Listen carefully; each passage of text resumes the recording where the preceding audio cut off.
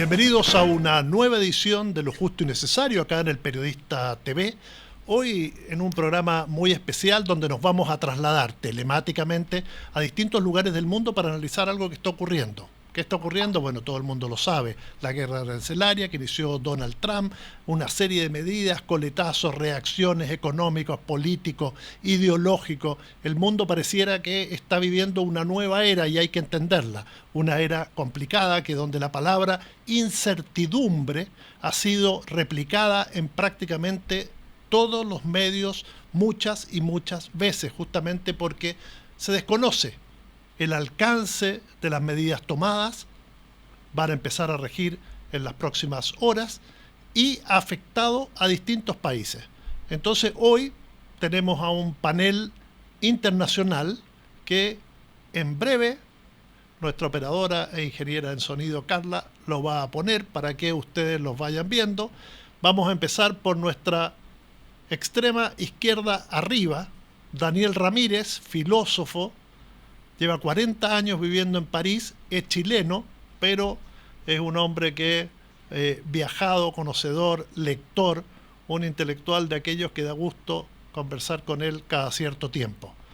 A nuestra extrema derecha arriba, esto no es nada ideológico Mladen Yopo, porque sabemos que no es así, está Mladen Yopo, analista internacional, hombre de dilatada carrera en el mundo internacional, en el mundo de la defensa, un conocedor de todos los aspectos internacionales que ha trabajado fuera y dentro del gobierno. Más abajo, que se acaba de desconectar y se nos dio vuelta, no sé si lo estarán viendo ustedes dado vuelta, está Asdin Boyash, conocido hombre por estos lados. Él está en Rabat, Marruecos, es diplomático, todavía es funcionario, embajador plenipotenciario de la Cancillería marroquí, amigo de la casa, lo tuvimos acá como encargado de negocios durante muchos años y ahí pudimos conversar y analizar varias veces las temáticas mundiales. Por el otro lado, nuestra querida amiga Christine Lon, que está, ¿dónde Christine Lon? Está en Jordania, en Amán, viviendo desde hace, no sé, más de una década ya, ¿no? No, menos. Menos, pero por ahí. Ella prácticamente toda su vida la ha desarrollado en distintas partes del mundo. Estuvo en París muchos años. Naciste acá, en Chile, y después te fuiste a Francia, ¿no, Cristín? ¿Sí? Sí. Exacto. Y ahora está ahí en Jordania. Ella es periodista, ha escrito varios libros, es una experta en el Medio Oriente y tiene un libro chileno también, ¿no? Que hace referencia a los mineros de Atacama. Así que muchas gracias a los cuatro por estar esta tarde, noche, mañana, porque la gente la va a ver en cualquier hora, como dice nuestro amigo Daniel Bach, aquí en Lo Justo y Necesario. Y vamos por orden, así como los presenté. Daniel, danos una reflexión breve, concisa y profunda sobre, mira lo difícil, ¿eh? Breve, concisa y profunda sobre los tiempos que estamos viviendo y qué significa esto que ha iniciado Donald Trump desde los diversos puntos que tú lo puedes analizar. Bueno, efectivamente no es muy fácil hacer eso brevemente y lo que me importaría primero poner como marco de todo este asunto es que y eso siempre es así eh, en los análisis teóricos, sociológicos, filosofía política y todas las cosas a las cuales yo me dedico. eh, Algo que está ocurriendo ahora es el resultado de lo que venía ocurriendo desde hace algunos años y desde hace algunas décadas. Y por esa razón es muy importante para mí. Tuvimos un breve intercambio sobre la cuestión climática recién. Introducir el análisis de la situación política internacional producido por la vuelta de Donald Trump al gobierno de Estados Unidos en, en la etapa actual de la humanidad en la Tierra, que es una etapa crítica. Eh, el caos climático, porque no es simplemente decir calentamiento o desequilibrio, es algo extremadamente importante y que ocurre que cada vez que la situación internacional, como por ejemplo la guerra en Ucrania, luego lo mismo ocurre con la guerra en Gaza, dejan de lado en el imaginario colectivo los problemas más importantes del planeta y de la especie humana en el planeta. El hecho de que haya actualmente una embestida reaccionaria y bastante violenta internacional desencadenada por Donald Trump era bastante previsible, pero probablemente no hasta el grado en el cual se ha producido, ¿ya? Un ejemplo, tal vez del cual no se habla suficiente, es el ataque sistemático contra los científicos, contra la investigación científica, el desarrollo de programas de investigación, y no solo en ciencias sociales, en ciencias humanas, que se podría haber entendido, puesto que para Donald Trump y su gente, toda la gente que estudia ciencias humanas como sociología, antropología, historia, es el enemigo, ¿verdad? Pero también un ataque contra las ciencias duras, por así decirlo, por ejemplo, en la ciencia climática, obviamente la ecología, incluso también la epidemiología, puesto que una de las cosas que se está lanzando son obsesiones personales, tal vez, pero influyen mucho en el estado de la salud del mundo, que es una campaña contra las vacunas. De manera que los comités científicos, los laboratorios científicos y las organizaciones internacionales de científicos están quedando sin financiamiento de la noche a la mañana. Sin hablar de asociaciones culturales, fundaciones por los derechos humanos, todo eso está quedando fuera y muy rápidamente. Eso se podría haber esperado, por supuesto, ¿ya? Lo que yo quisiera decir es que lo sorprendente es que todas esas fundaciones, instituciones y organizaciones culturales de derechos humanos, científicos, o por la paz, por el medio ambiente, hayan tenido hasta hace muy poco financiamiento internacional en el cual Estados Unidos participaba. Creo que lo que está ocurriendo es una clarificación fundamental.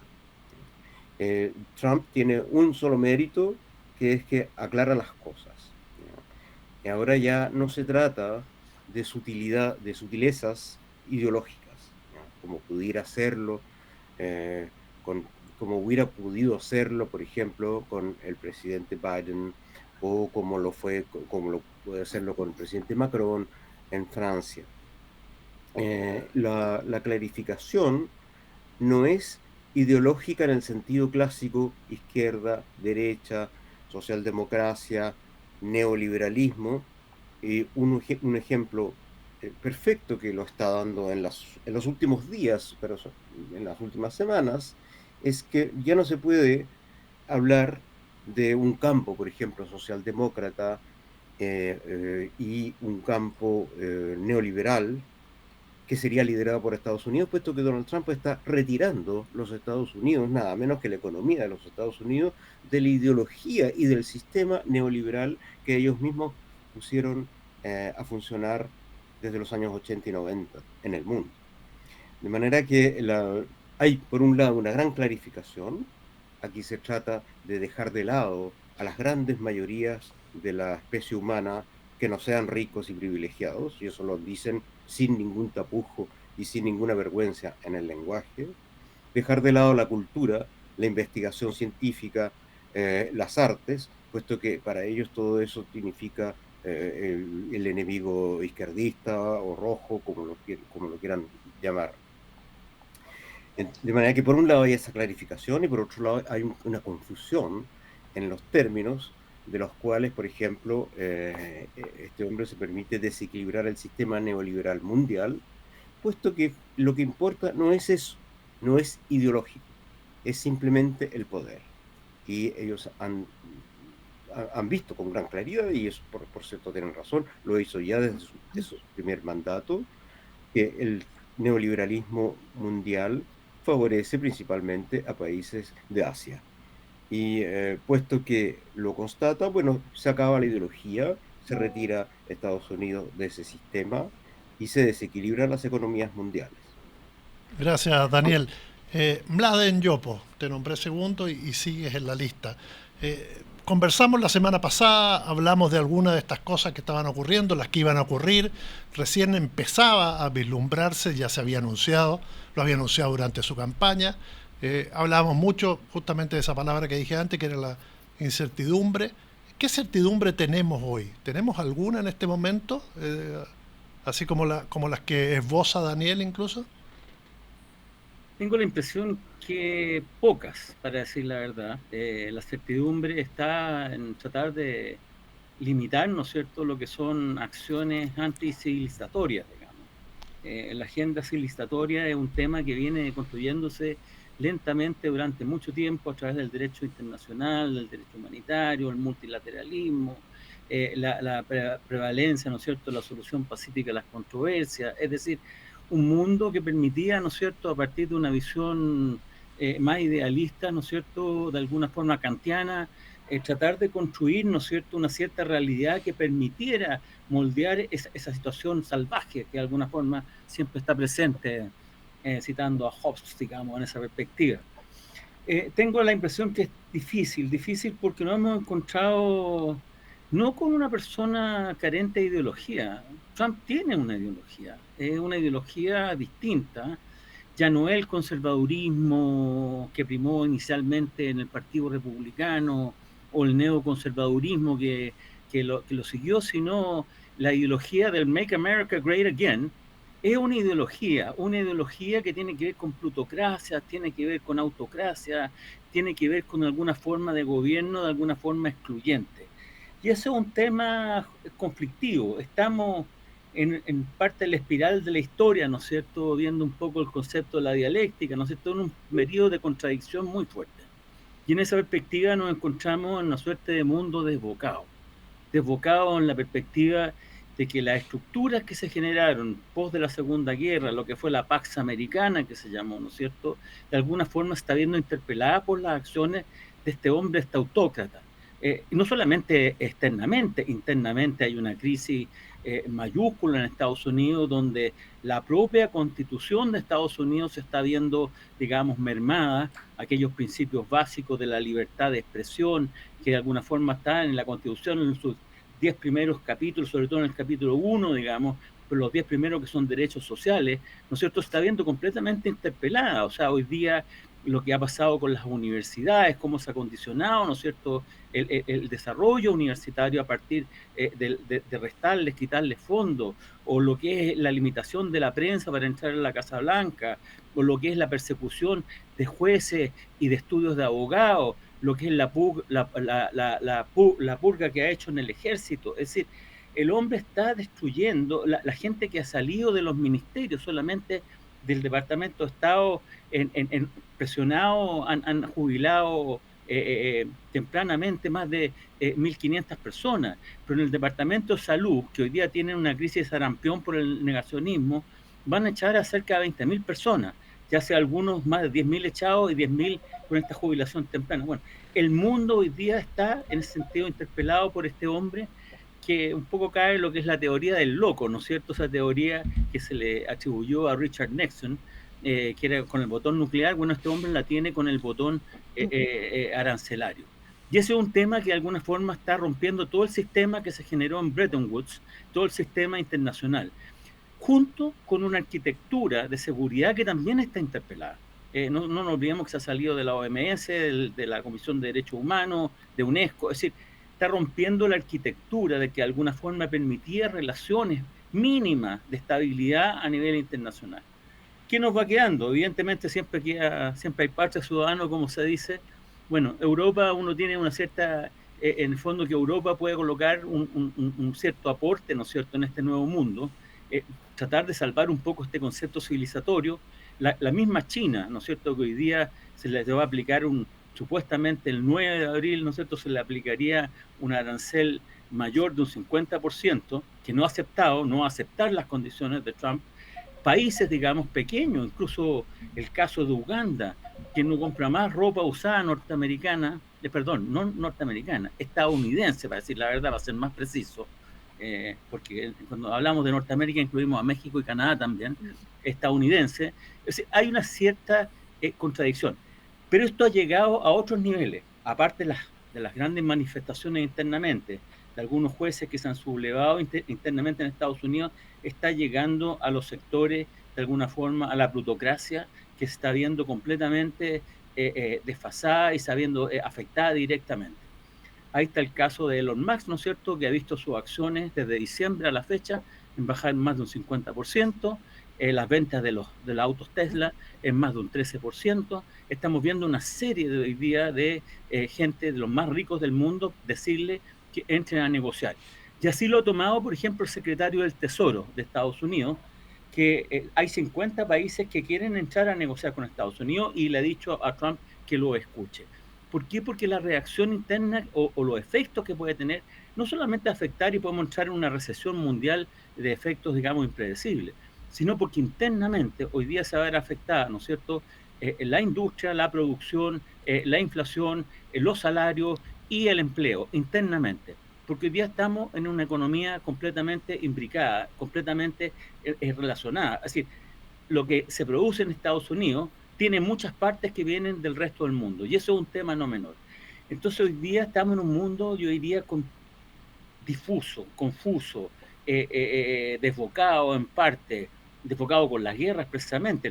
Cuando hablamos de conflicto, no solamente hablamos del genocidio en Gaza, o estamos hablando del rompimiento del derecho internacional y lo que ha hecho Rusia en el caso, ¿no es cierto?, de Ucrania, sino también estamos hablando de guerras, ¿no es cierto?, hoy día y conflictos en África, por ejemplo, y en algunos países.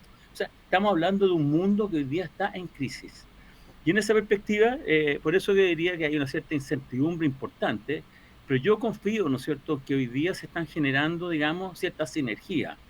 Sinergias, en el caso de Europa, por ejemplo, la proactividad que ha tenido Europa a partir, digamos, de las políticas que ha implementado Donald Trump, no solamente en términos económicos, sino también en términos de seguridad, por ejemplo, frente a temas como la OTAN, o, ¿no es cierto?, la sinergia que se está generando incluso en América Latina, ¿no es cierto?, ahora se está realizando la reunión del CELAC, son elementos importantes donde, por ejemplo, dos potencias regionales han entrado a conversar y han tenido, digamos, un poco la proyección y el objetivo, ¿no es cierto?, de reactivar un poco el diálogo regional, que es el caso de México con la presidenta Sheinbaum y el caso de Brasil con el presidente Lula.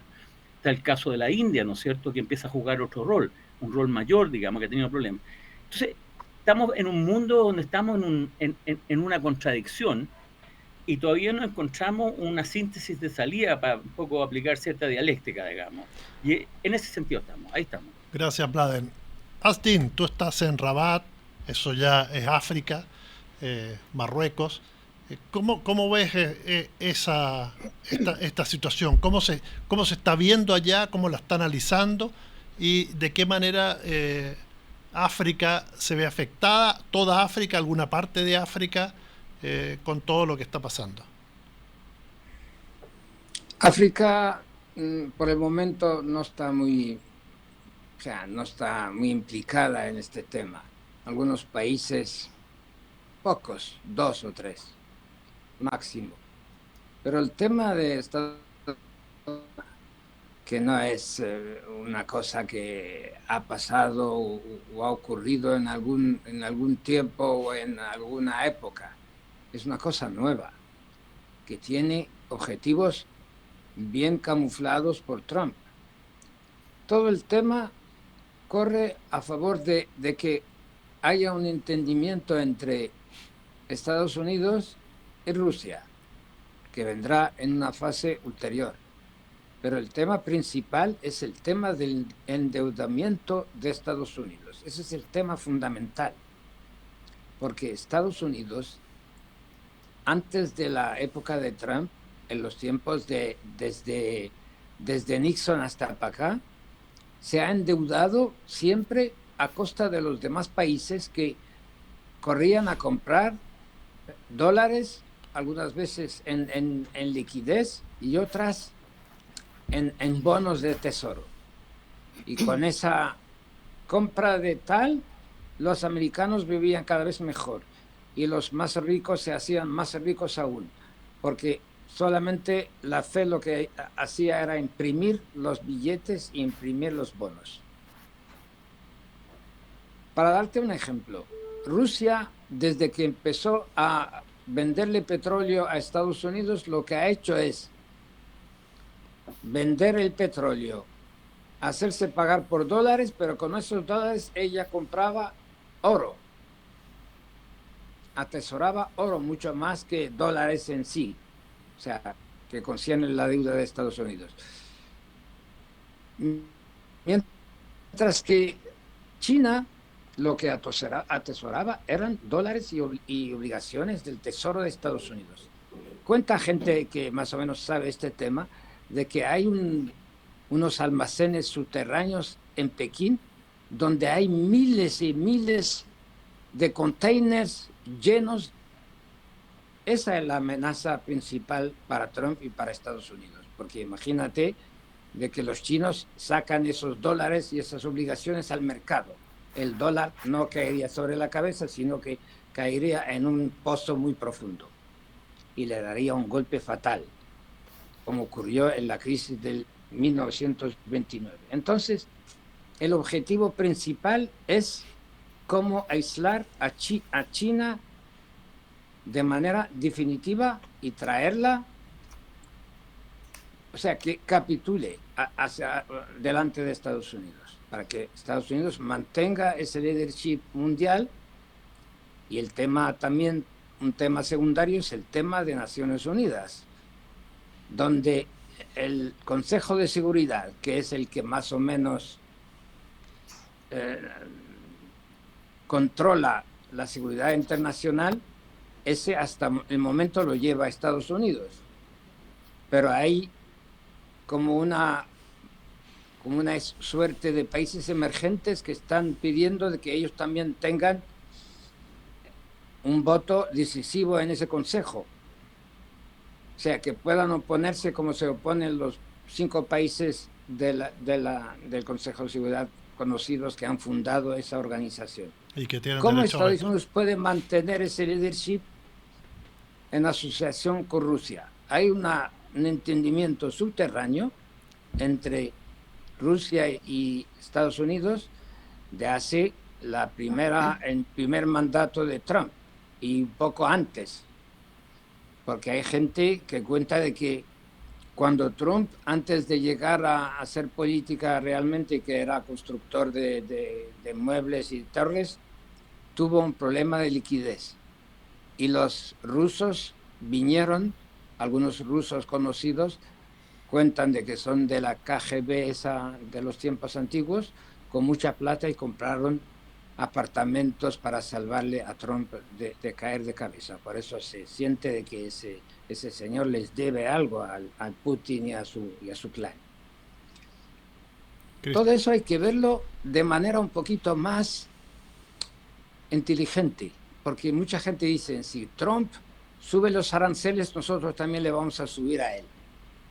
Es exactamente lo que él quiere crear una incertidumbre permanente que puede destabilizar a sus enemigos y que sobre todo frene la expansión comercial de China, que es el fundamento de su combate, digamos, contra China.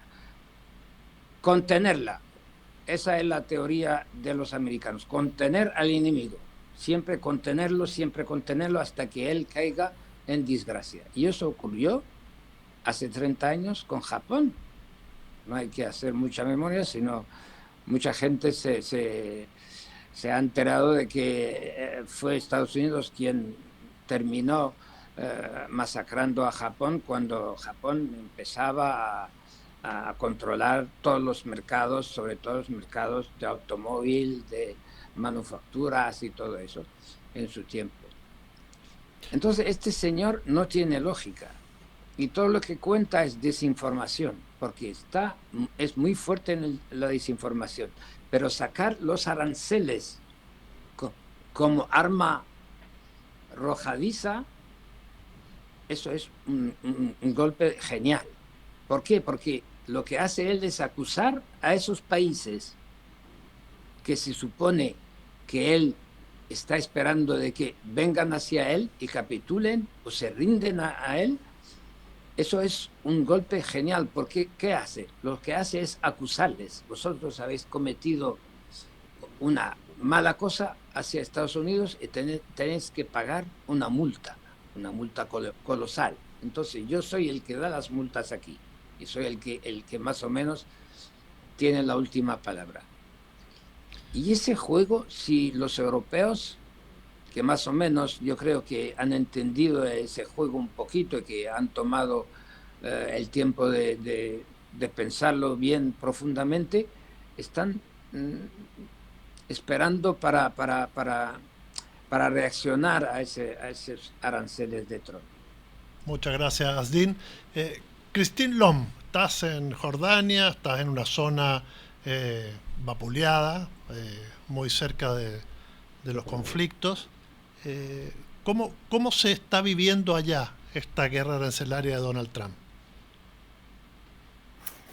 Mira, en realidad voy a explicarte un poquito. Jordania es un país pobre. Aquí hay como un poquito más de 10 millones de personas, de las cuales un poquito más de un tercio son refugiados.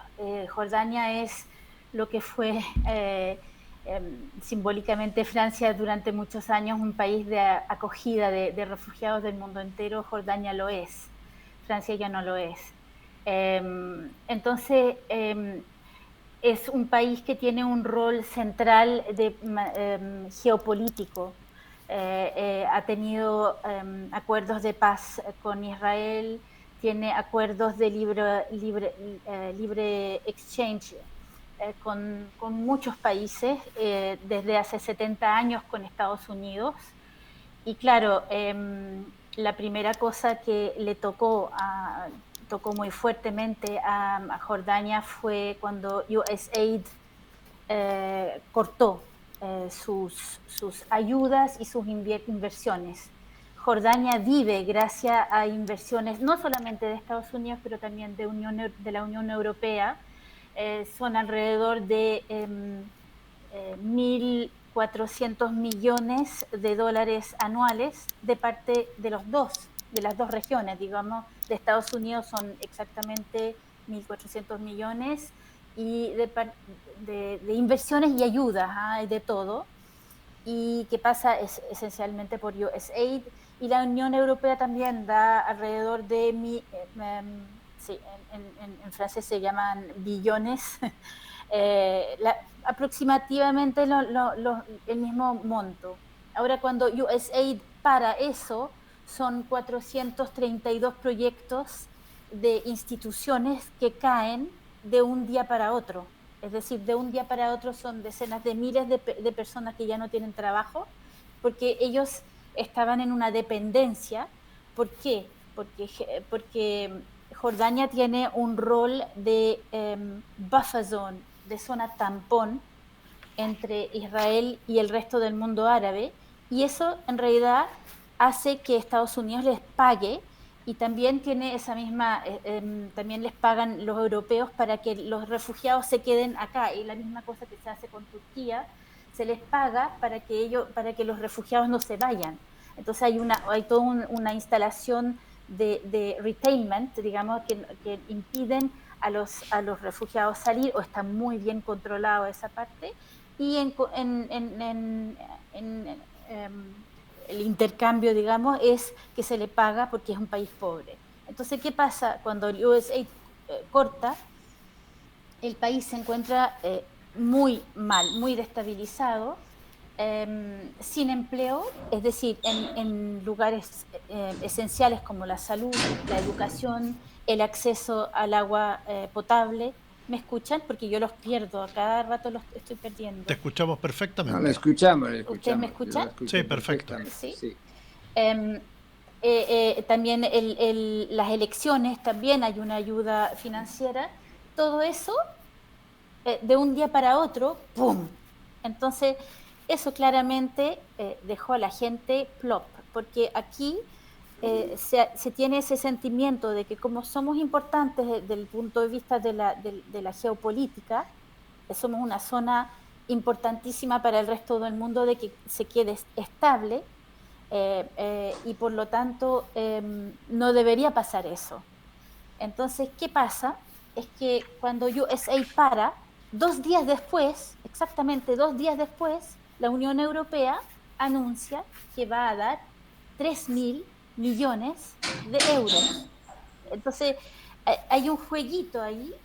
Las consecuencias las vamos a ver seguramente en un plazo a mediano plazo, pero hay un juego ahí, es decir, a uno que retira, el otro que pone, y para no destabilizar, ¿ya? Y lo que es importante es que, claro, el hecho de retirar la USAID, al mismo tiempo el rey de Jordania fue a Estados Unidos y fue una humillación, aquí vivida de esa manera en todo caso, de que no le dieron la oportunidad ni siquiera el hombre decía de que no quería recibir a la gente de Gaza, no porque no los quiere, porque eso destabiliza al país totalmente, y lo destabiliza. ¿Por qué?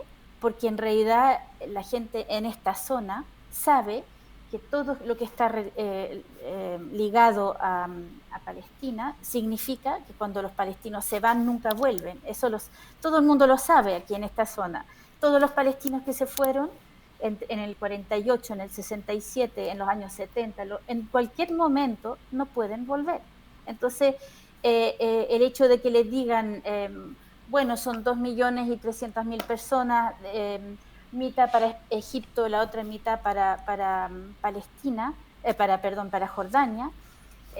Para Jordania significa un mensaje muy claro que ya se escucha desde hace varias decenas de años, yo diría 40 años, es que en realidad Jordania podría transformarse en Palestina, y eso es algo que aquí es una línea roja, es decir, el gobierno, el primer ministro lo repite a cada rato, no se puede pasar esa línea.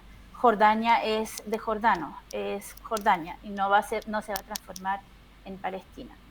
Así que eso es, digamos, lo que ha pasado de parte de Trump, y eso significa que la gente se está como que reorganizando y también pensando, si fuimos tan dependientes hasta ahora de Estados Unidos, quizás debemos encontrar otro tipo de aliados.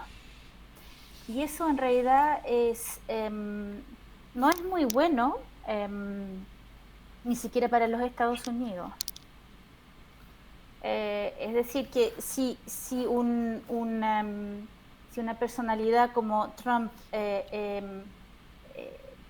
hace pedazo los acuerdos de libre échange, como se dice, de libre intercambio y de paz y de todo, ella no es alguien en el que se puede confiar. Esa es la imagen que se tiene acá. Daniel, sí. Daniel, ¿qué le pasa al mundo? En lo más profundo, porque uno ve a los franceses, grandes defensores de los derechos humanos, intelectuales, leídos, democráticos, apuntando hacia la ultraderecha. Ni hablar de Trump, Milei en Argentina, Orbán en Hungría, y otros tantos que se están calzando la banda presidencial. Incluso en Chile, la derecha y la ultraderecha concentran hoy día la mayoría en estas encuestas que acá no les creemos, pero bueno, son nuestro material de estudio. En el fondo, ¿qué está ocurriendo? ¿A qué hizo que de repente de todos estos derechos que íbamos conquistando empezaron las ciudadanías, los votantes, los X, empezaron a mirar hacia otro lado, y hacia un lado que en el pasado les atemorizaba?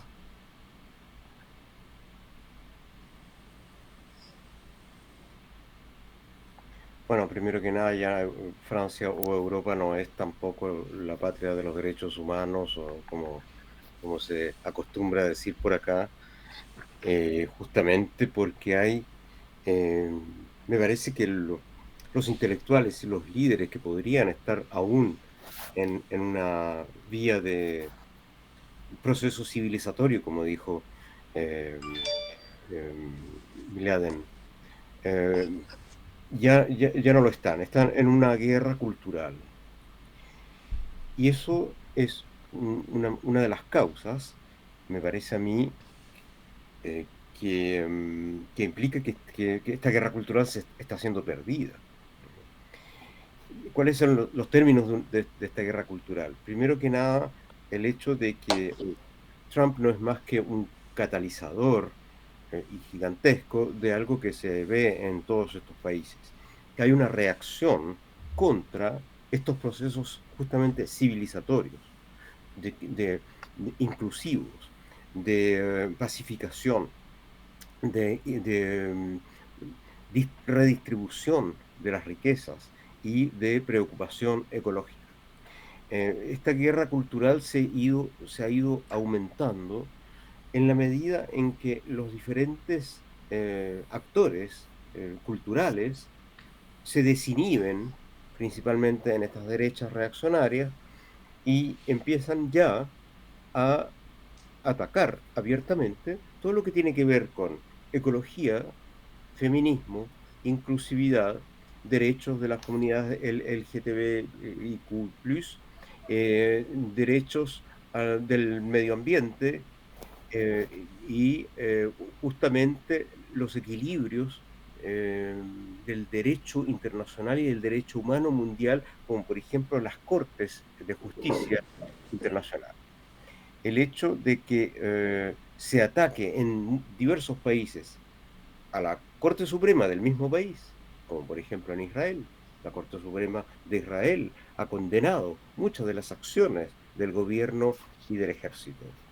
El hecho de que en otros países se ataque a la justicia muestra que aquí hay una especie de clarificación en el sentido de esta guerra cultural. Todo lo que sea derecho, lo que se mencionó a Kant también, bueno, toda esa herencia de la época de las luces, en el cual se supone que los seres humanos éramos inteligentes, cultos, y nos íbamos a entender entre las diversas potencias para que la ciencia, la cultura, las artes y el derecho avanzaran. Bueno, esto ya no gusta a muchas personas y ya lo dicen abiertamente. Ya no se disfraza la intolerancia, la xenofobia, el machismo, el patriarcado, la misoginia. Ya no es necesario disfrazarla para muchos de estos líderes de la derecha.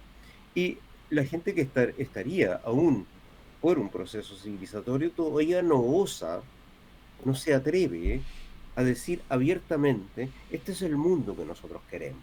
Este es un mundo inclusivo, un mundo pacífico, un mundo de derechos, un mundo en que no se deja a nadie morirse de hambre, ni se permite que una potencia gigantesca apoye a una potencia militar y destruya casi totalmente un pueblo como lo que está ocurriendo en Gaza.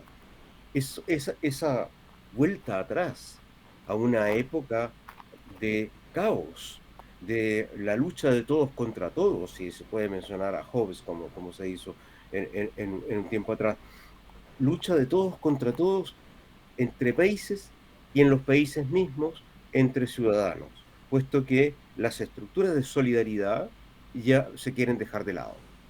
Que es lo que está haciendo Milei, por ejemplo, en Argentina, y eso es el proyecto de muchos otros gobernantes y candidatos actualmente. Entonces, ¿qué le pasa al mundo? Bueno, si el mundo para mí lo es, el mundo no es solamente el mundo humano, es el mundo de la humanidad en un planeta y en un sistema viviente, y la humanidad tiene una responsabilidad muy grande en ese sistema viviente y no está siendo capaz de asumirla por falta de claridad. Por eso que hablo yo de una guerra cultural. Falta de claridad mental, falta de claridad ideológica, falta de posiciones filosóficas fuertes. Decir, nosotros somos esto.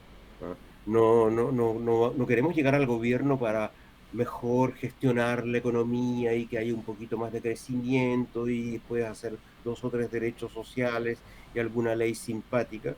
No, nosotros queremos un mundo humano un mundo de armonía con los seres vivientes, de compartir las riquezas del planeta y no destruirlas. Si tuviéramos la claridad como para decirlo esto realmente, en los diversos países en los cuales estamos perdiendo esta guerra cultural, tal vez sería diferente el asunto. Por eso pienso yo que hay esperanza, efectivamente. Estoy de acuerdo que muchas sinergias se están estructurando y que, bueno, algunas gobernantes en Europa también están reaccionando, ¿verdad? No se puede continuar siendo lacayos de un imperio que, por cierto, está en decadencia absoluta, en decadencia incluso económica. Los millones y millones de pobres que hay en Estados Unidos, la gente que se está muriendo de enfermedades justamente porque no se vacuna, porque ya se está dejando, en realidad no les importa. Por esa razón hay que reaccionar, ¿ya? Si es este imperio decadente que está liderando esta guerra cultural, nosotros tenemos que tener la suficiente lucidez y la suficiente fuerza como para dar esta guerra cultural. Gracias, Daniel. Mladen, te quiero dejar planteada la pregunta. En esta guerra cultural que plantea Daniel, ¿de dónde nos agarramos? ¿Ah? ¿Cuáles son los esbozos que empiezan a aparecer? ¿Cómo se está organizando el otro grupo, ¿no? El que quiere enfrentarse a todo esto? Hacemos un pequeño corte y volvemos aquí en lo justo y necesario. Usted quédese ahí, que continuamos.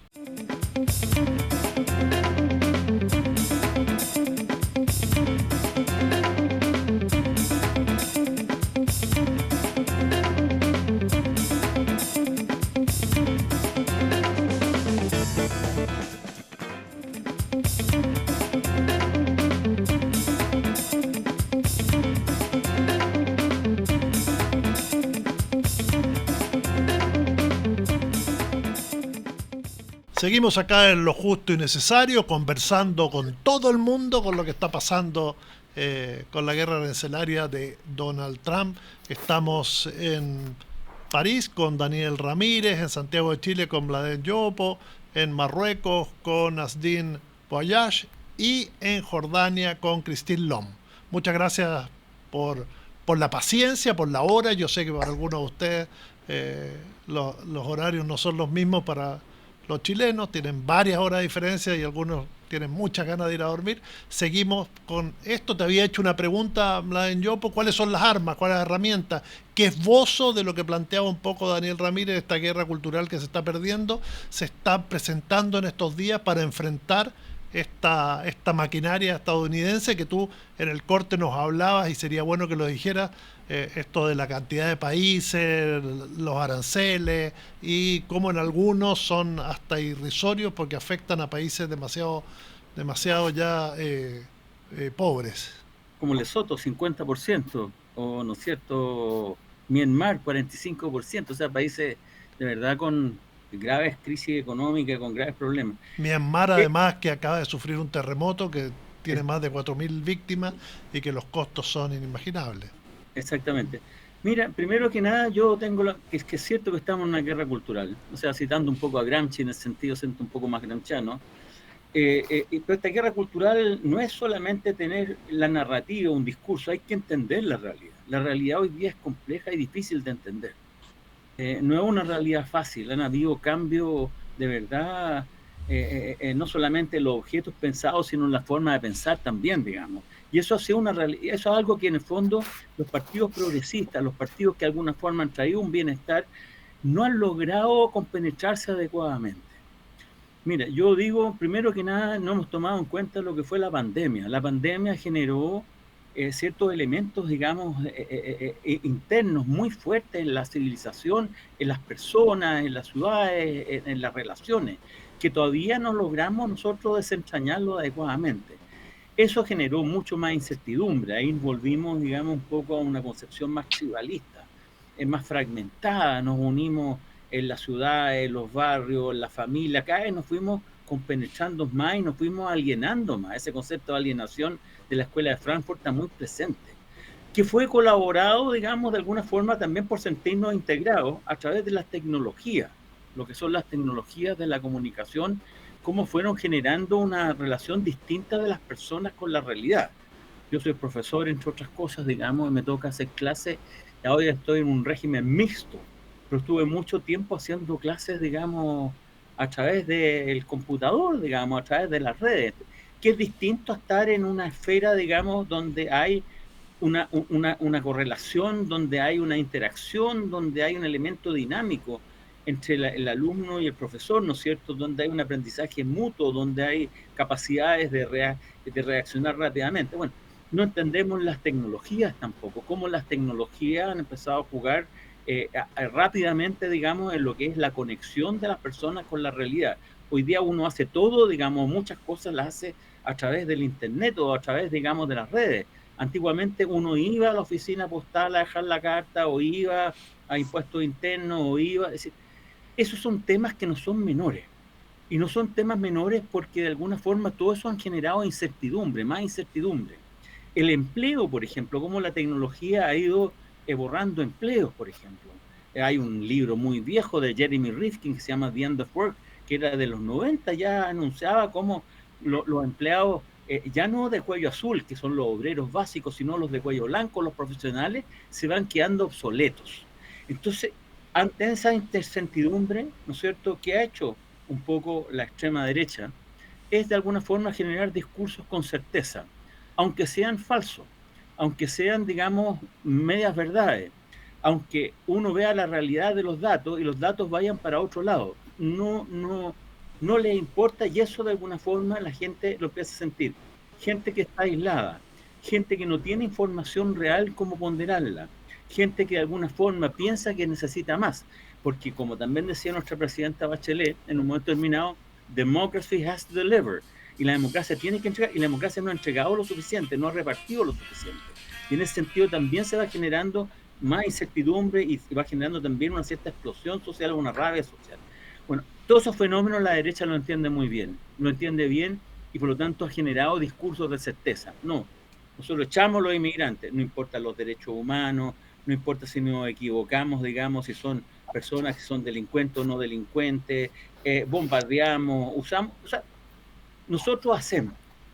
Y en esa perspectiva, ellos prometen cosas que le dan certidumbre, ¿no es cierto?, a gente que hoy día está en una situación de incerteza. El discurso, de alguna forma, en la lucha ideológica, primero nosotros tenemos que reivindicar, ¿no es cierto?, que los grandes avances de la humanidad han sido hechos por la izquierda o por sectores progresistas.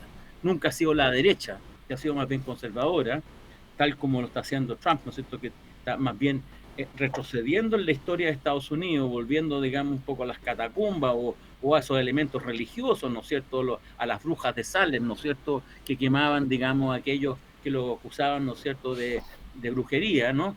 Está volviendo un poco a eso. Hay que decir un poco el discurso que la izquierda ha sido el de los grandes avances en términos de los derechos laborales, los derechos de la mujer, los derechos de la diversidad, el tema de la salud, el derecho a la salud, el derecho a la educación. Es decir, el tema de lo que al final de cuentas el gran tema de la izquierda es la justicia, el concepto de justicia. Sin embargo, hoy día nosotros, la izquierda también sigue hoy día, o los progresistas, o los sectores que de alguna forma pretenden el cambio, siguen pauteados por el problema de la inseguridad. Entonces, lo que ha topado la agenda es la inseguridad. ¿Y quién promete más en la inseguridad, digamos, frente a la inseguridad? Aunque sea completamente falso, el que de alguna forma está obteniendo votos hoy día. Y ese es la extrema derecha. La extrema derecha, ¿no es cierto?, que promete zanjas, muros, cárceles, represión, más policía, meter los militares, sin importarle las consecuencias de nada. Porque al final ni siquiera saben, porque ni siquiera se han dedicado a estudiar que cuando uno mete, por ejemplo, las Fuerzas Armadas en lo que es la seguridad pública, el tema, digamos, hay varios temas de por medio. Uno es la posibilidad de corrupción de las Fuerzas Armadas.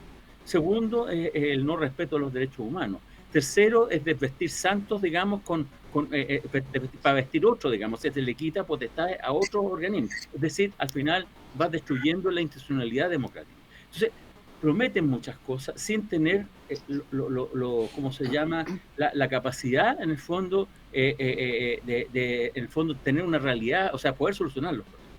Ahora, el tema, en el fondo, es que ha ido avanzando porque estamos viendo un mundo de incertidumbre. Entonces, si no somos capaces de generar certidumbre, si nosotros no somos capaces de generar cierta certeza, de recobrar ciertos elementos, de empezar a explicar, de empezar un poco a desnudar quién es la contraparte, evidentemente estamos en un problema, digamos, de suma cero.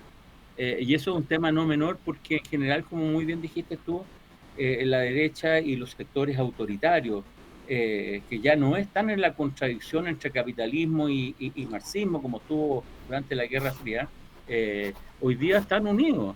O sea, cuando hablaban sobre Putin, por ejemplo, y sus relaciones con Trump, son dos, digamos, autócratas, autoritarios, neoliberales o capitalistas, por llamarlo de otra forma, los dos, digamos. No es que estemos en una lucha entre marxista y no marxista.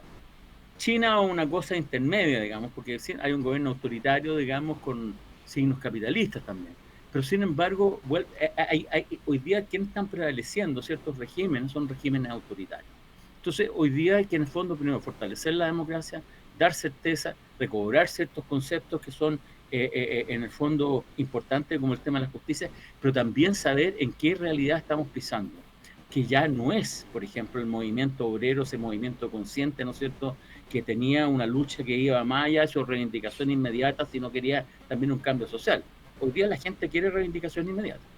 Y ese es un tema que hay que entenderlo. Entonces, ahí hay que entrar a buscar narrativas y discursos que sean adecuados a este momento que está viviendo la humanidad.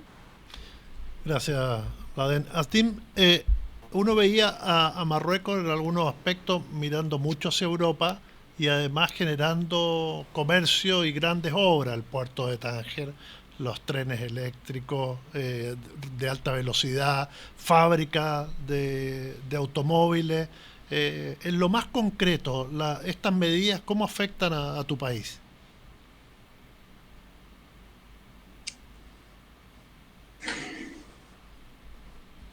No afectan mucho a Marruecos estas medidas, a decir verdad.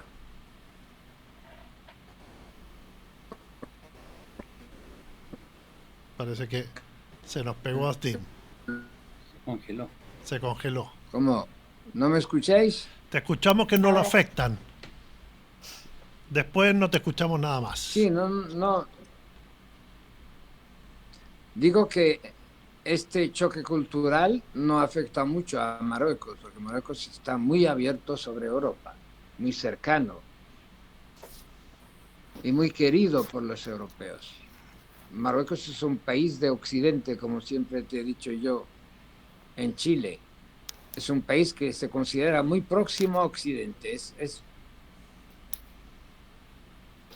Entonces, ese juego que están hoy jugando esos partidos de extrema derecha es una cosa que tiene al extranjero, porque es un utensilio político de esos partidos. Además, es lo que está ocurriendo hoy en Francia. El primer objetivo de los partidos de extrema derecha en Europa, particularmente en Francia, es mostrar al extranjero, sobre todo inferiores a cualquier inmigrante de otros países. Estamos con algunos problemas para escucharte. ¿No me escucháis entonces? Ahora sí, dale. ¿Eh? Sí, ahora sí, dale. Ahora sí. Bueno, decía, me habéis escuchado lo que he dicho antes, ¿no? Sí, entrecortado, pero lo entendimos. Sí.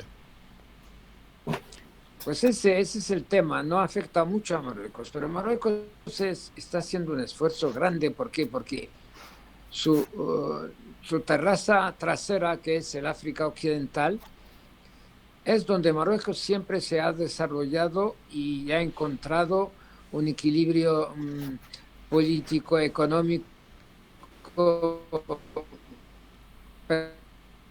permanente. Sobre todo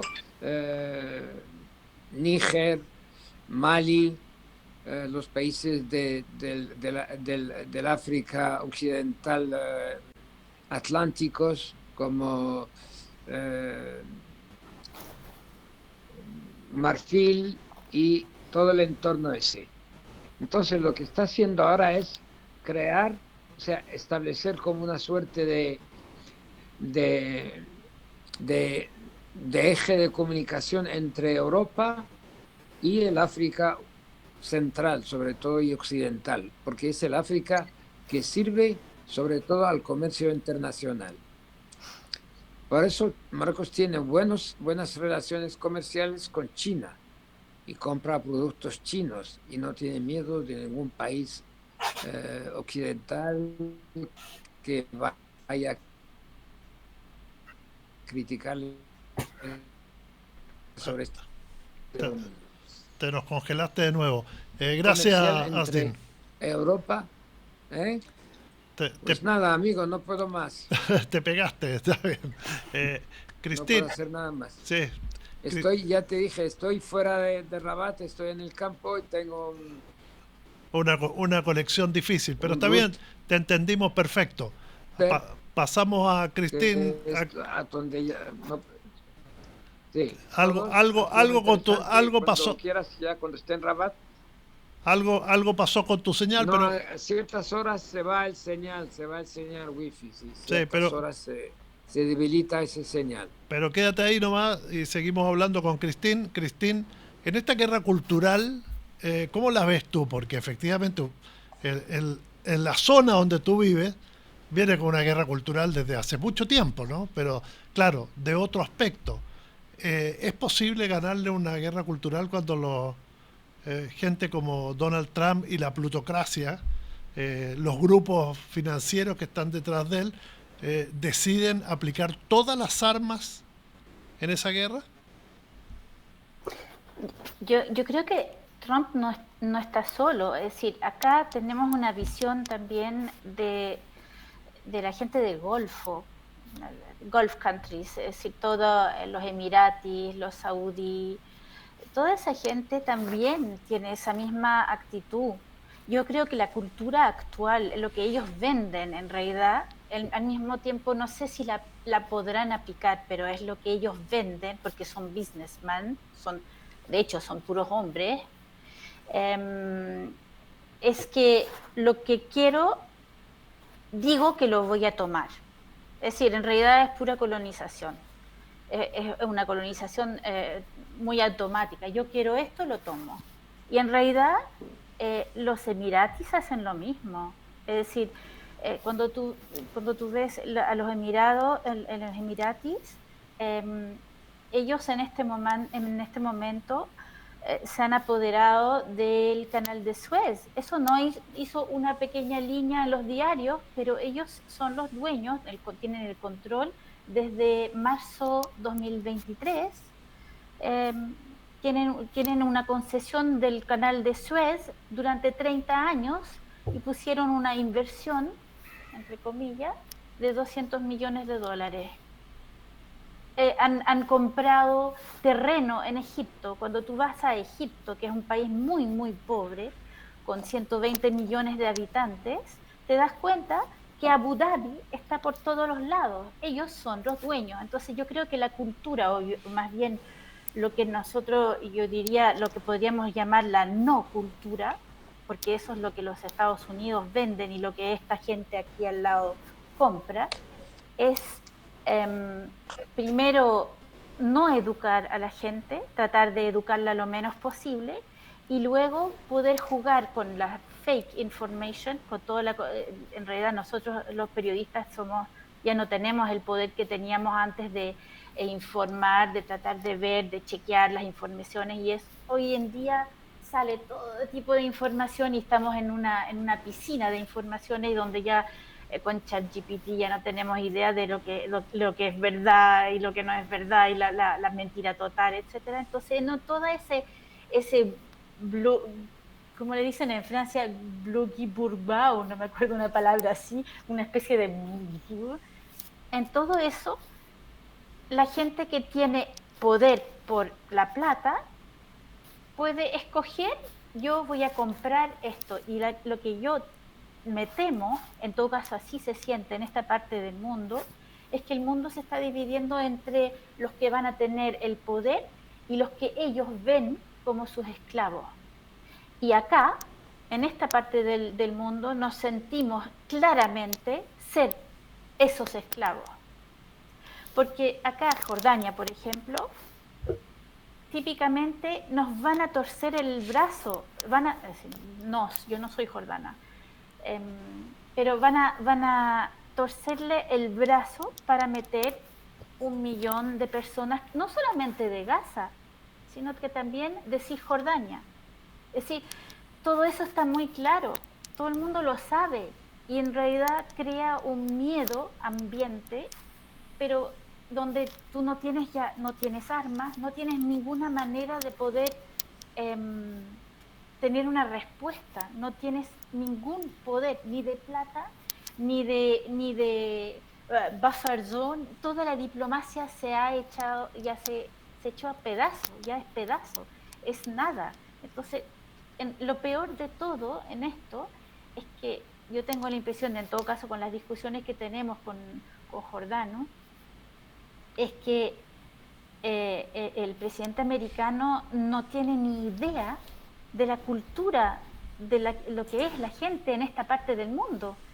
Es decir, el Magreb como el Mashrek tienen una riqueza increíble de cultura y el resto del mundo ni siquiera lo quiere mirar, porque él lo hace así,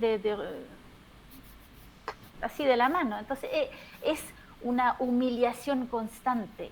Ahora, justo para terminar con esa idea, si en ciertas partes del mundo hay una cultura que está basada sobre la dignidad y sobre tú puedes humillar a la persona frente a ti una vez, quizás 2 veces, pero ya hay un momento donde esa continuidad de la humillación llega a unir a la gente del otro lado. Y eso es lo que de cierta manera puede pasar acá. Gracias, Cristín. Estamos ya terminando el programa por la hora y porque sabemos que los horarios cambiados están afectando a muchos de ustedes, pero no me gustaría cerrar sin darle la oportunidad a que cada uno esboce una conclusión, un resumen, una idea, un mensaje optimista, un mensaje pesimista sobre el tiempo que estamos viviendo. Empezamos con Daniel Ramírez siguiendo la lógica del programa.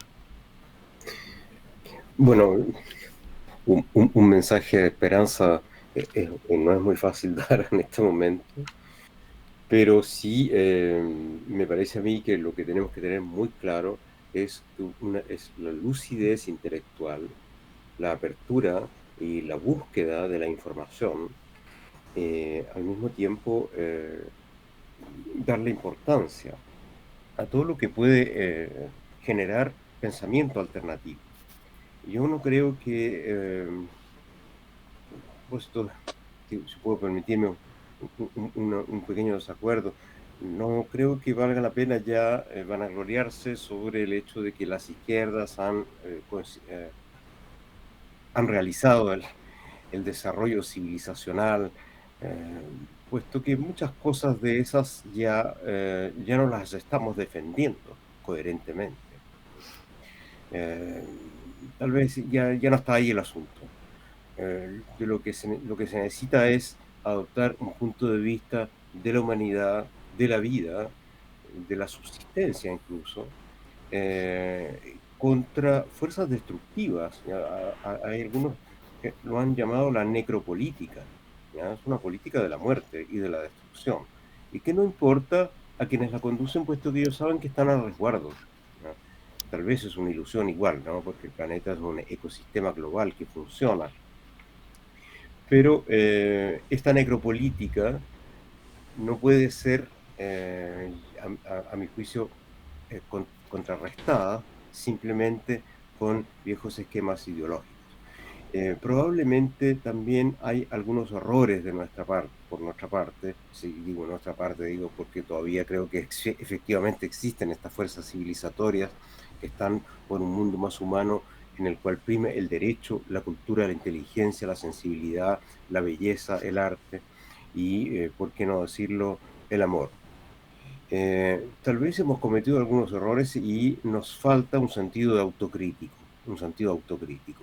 ¿Ya? Tal vez nos hemos distraído en ciertas cosas, dándole demasiada importancia. Difícil nombrarlas, pero creo que se han exagerado algunos tipos de lucha sociocultural y no exactamente lucha social. Tal vez eso necesitaría un programa diferente para ser desarrollado, pero lo que yo quisiera decir es que en esta guerra cultural, tampoco hay que exagerar los términos, eh, si bien la estamos perdiendo, lo que es necesario es abrir los ojos y desarrollar nuestro sentido crítico, que también es un sentido autocrítico. Saber qué es en qué hemos fallado, ¿ya? El sentimiento bastante omnipresente, yo lo siento en muchos de mis amigos, de tener razón. Pero si nosotros tenemos razón, somos los buenos. ¿Y cómo ocurre que no logramos convencer? ¿Qué es lo que nos ha faltado? Nos ha faltado elocuencia, nos ha faltado profundidad, nos ha faltado fuerza, tal vez, claridad, nos ha faltado valentía en ciertas cosas. En todo caso, habría que poder decirlo. Puesto que decir, pero si hemos sido los buenos desde el siglo XVIII, que somos los buenos, ¿no? Hemos estado con el progreso, los derechos, la justicia, la igualdad. ¿Y cómo ocurre que actualmente no logramos convencer? Esa sería mi conclusión. Hay que saber, poder dar respuesta a esta pregunta. Yo te puedo dar respuesta a una de tus preguntas. Faltan medios de comunicación. Eso sin duda, eso sin ninguna duda. Independiente. Claro. Y no hemos hablado, sí lo hemos mencionado, sobre Exacto. el mundo de los fakes, ¿no? Es decir, cuando uno puede tener razón, pero no tiene forma de comunicarla, de amplificarla, y finalmente terminas, como planteabas tú recién, hablando o estar distraído en discusiones que no tienen ningún sentido, y es cosa de ver la prensa chilena hoy día. Es decir, los temas son tan menores frente a los desafíos que tiene la sociedad chilena que finalmente se terminan imponiendo. Entonces tú ves que el 90%, 95% de los medios de comunicación están hablando de cosas que se resuelven en 2 segundos, pero las que hay que resolver en serio, no estamos hablando. Vladen Yopo, tu reflexión. Mi reflexión, yo creo que toda crisis, como dicen los chinos, es una oportunidad. Yo creo que tenemos un momento evidentemente muy malo en el mundo, es muy interpelativo, con mucha contraargumentación. Yo creo que también es una oportunidad, ¿no es cierto?, para la reflexión de las fuerzas progresistas. Es una reflexión en el sentido no de perder, digamos, aquellos conceptos básicos y no perder la historia que le da legitimidad a la historia, sino de alguna forma adecuarlo a los nuevos tiempos. Hay que adecuar los discursos y las narrativas a los nuevos tiempos. Y eso es un tema no menor. Tú hablaste de los medios de comunicación. Bueno, los partidos hoy día están aprendiendo, por ejemplo, de izquierda o de progresista o de centro izquierda o partidos que de alguna forma quieren avanzar hacia el progreso, están aprendiendo a usar los medios tecnológicos nuevos, cosa que no lo hacía y que lo hizo muy bien la derecha, lo hizo muy bien en Estados Unidos, lo hace bien en Francia, lo hace bien en Italia, lo hace bien en distintas partes. Los partidos tradicionales se basaban en el afiche, en el panfleto, en el diario chico, en un artículo que no lo leían. Hoy día está fragmentada la información, la gente la recibe a través de distintas vías, y en ese sentido hay que saber cómo operar, ¿no es cierto?, a través de ejércitos de gente que, ¿no es cierto?, estén detrás, generando mensajes, generando, digamos, ciertos elementos. Yo creo que ahí hay un tema que no es menor. Yo creo que en el fondo, al final de cuentas, tenemos la posibilidad de reivindicar conceptos, reivindicar, por ejemplo, lo que es la justicia, y, por ejemplo, a colocar en el tema de Naciones Unidas, que alguien nombró Naciones Unidas aquí, que está dominada por lo que llaman P5, ¿no es cierto?, que son los países que de alguna forma tienen derecho a veto, que lo han usado todos los países. El que más lo ha usado fue Rusia en un momento, cuando la ex Unión Soviética. Hoy día está Estados Unidos, digamos, usándolo mucho. Los países europeos y China lo han usado menos, pero también lo han usado frente a distintos dilemas. Bueno, hoy día, por ejemplo, hay temas, digamos, en lo que es la Asamblea General, de poder empezar a recobrar mayor poder. Hay ciertas resoluciones que están avanzando. Por ejemplo, en la elección del secretario general, como, ¿no es cierto?, desde el 2015 a la fecha, ¿no es cierto?, hoy día tienen que poner ante la Asamblea General, y no solamente el Consejo de Seguridad que nombra, ¿no es cierto?, al secretario general de Naciones Unidas. Yo creo que en el fondo las resoluciones, cuando resoluciones de alguna forma en la Asamblea General, deben tener un peso mayor a lo que tenían, ¿no es cierto?, a la capacidad de veto que tienen en un momento determinado. Y eso es un tema que hay que entrar a luchar. Hay que redemocratizar Naciones Unidas, hay que darle otra estructura. Hay que buscar lo que son los organismos regionales. Se habla de una OTAN europea, pero, ¿no es cierto?, en América Latina no tenemos, aparte de la CELAC, no tenemos organizaciones que de alguna forma permitan una interconexión un diálogo permanente, ¿no es cierto?, para resolver problemas internos. El problema de las migraciones, el problema, ¿no es cierto?, de la delincuencia, el crimen organizado, temas, digamos, ambientales o climáticos, digamos. Yo creo que hay que tener organismos hoy día que permitan, ¿no es cierto?, como la tuvimos, no hemos terminado con UNASUR, pero con sus defectos, digamos, y los cruces ideológicos al final terminó en nada, digamos, pero tuvo avances muy importantes. Hay que recobrar un UNASUR más flexible, 2.0. Lo mismo las organizaciones, ¿no es cierto?, de países africanos, ¿no es cierto?, u otros. Tenemos oportunidad. Yo creo que tenemos la oportunidad de buscar nuevas alianzas. Las alianzas hoy día no tienen por qué ser alianzas ideológicas. Nosotros podemos negociar con China, pero sí lo que no podemos es depender de China, como depende el caso de Chile. Chile es China, estornuda, digamos, y Chile, no sé, está en la UTI. De verdad está en la UTI por el tipo de intercambio que tenemos y la dependencia que tenemos con China o con Estados Unidos, que son... Abramos el negocio como lo abrimos de alguna forma en un momento determinado, con una diversificación mayor. Los países pueden ir generando lo que se llaman alianzas flexibles, alianzas que de alguna forma tienen elementos de consistencia a pesar de que sean una unidad dentro de la diversidad. Los BRICS, por ejemplo, hay que recobrar y hay que potenciar los BRICS, a pesar de que hay países, digamos, ahí que tienen un sello muy autoritario, en general puede ser un buen foro, en el fondo, para lograr ciertos avances en ciertas áreas. Hay que fortalecer el derecho internacional. El derecho internacional no es un tema menor, es un tema que nos permite tener, ¿no es cierto?, una relación pacífica. Y eso es un tema que hoy día está puesto en tela de juicio. Desde, ¿no es cierto?, los acuerdos, digamos, los acuerdos de Nuremberg, pasando, digamos, por todo el derecho humanitario, pasando por todo el derecho internacional. Las grandes potencias hoy día, los fallos de las cortes, ya sea la Corte Internacional Penal o la Corte de Justicia, digamos, no los toman en cuenta. Fallos contra China, por ejemplo, frente a Filipinas, China no lo acata.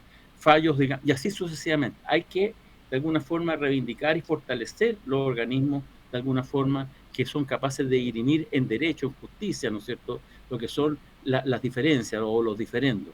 Yo creo que hay oportunidades hoy día, sobre todo cuando uno siente que en el fondo se te desbarujó la casa. Yo tengo la posibilidad de armar una casa nueva. Y la casa hoy día está un poco tambaleando, digamos, por Trump, pero venía tambaleando hace tiempo. No es una casa que no está tambaleando. Está tambaleando por lo que dijo Daniel del tema de las interpelaciones climáticas. Está, ¿cómo se llama? Está tambaleando por la falta de compromiso de ciertos gobiernos frente a lo que es un elemento más cooperativo de integración internacional. Está tambaleando por lo que llaman las nuevas amenazas, el crimen internacional y otras cosas. Es decir, está tambaleando hace mucho rato. Hoy día tenemos la posibilidad, frente a eso, porque no lo solucionamos solo, de buscar empoderarnos con otros para buscar ciertas respuestas comunes. Y aquí yo creo que tanto en América Latina como en el resto de los países hay esa posibilidad. El caso, por ejemplo, el Medio Oriente es un tema muy particular, digamos, todo el Oriente Medio, digamos, o cuando están metidas las fuerzas, pero los países pueden tener una reacción distinta. Lo que pasa es que los países de alguna forma se acomodan por otros intereses, pero hay que entrar, la fuerza pública tiene que entrar de alguna forma, la convicción de la ciudadanía tiene que entrar, digamos, a actuar en el sentido de ser más proactiva frente a su realidad. Yo creo que estamos en esa posibilidad. Es un tema difícil, es un tema que requiere medios de comunicación, socialización distinta, pero yo creo que los partidos de alguna forma están adquiriendo conciencia, que son los elementos de alguna forma que mediatizan lo que son los intereses sociales y lo que es, ¿no es cierto?, las políticas públicas en general. Yo creo que están tomando conciencia y me parece que hay una buena oportunidad para empujar un poco más. Muchas gracias, Mladen. Tu reflexión, si la tecnología nos lo permite, Asdin, final para ir cerrando ya el programa. A ver,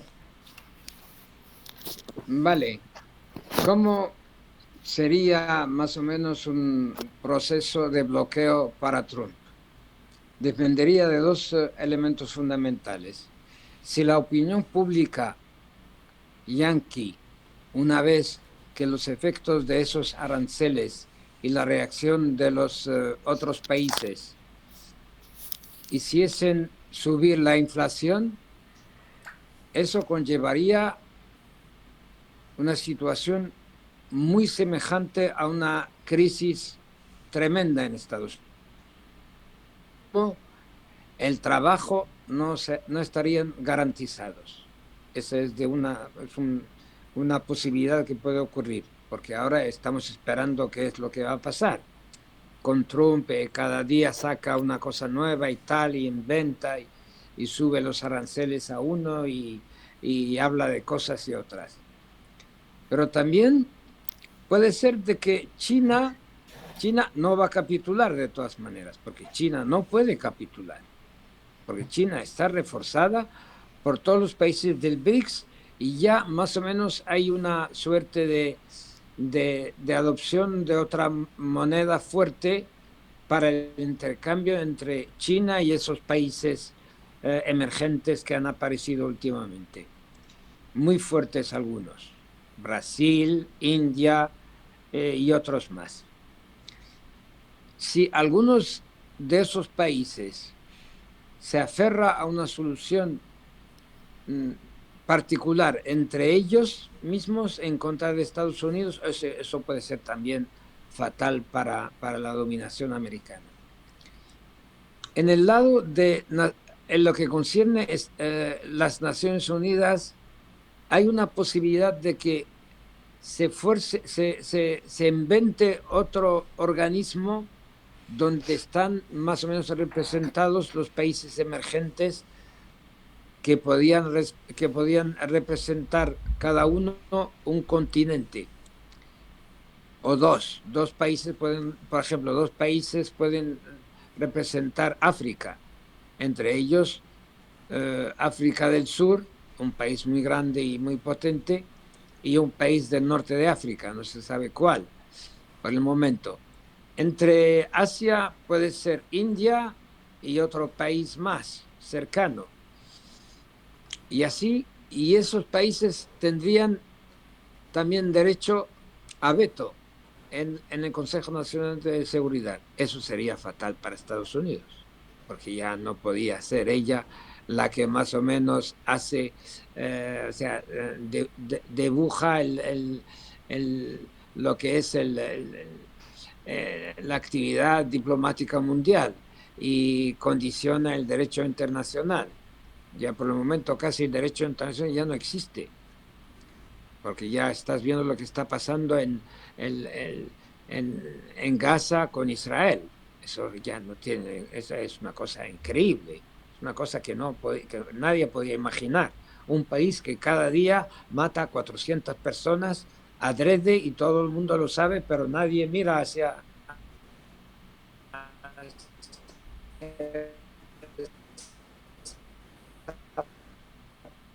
Se nos pegó. Está dentro del juego de Trump y de los suyos. Muchas gracias, no creo que... Vale, a ustedes. Un abrazo a todos. Todavía no nos despedimos. Quédate un minuto más ahí. En 5 minutos terminamos. Cristín, tu reflexión al final de este programa desde allá de Jordania. Mire, yo creo que, bueno, desde acá siempre también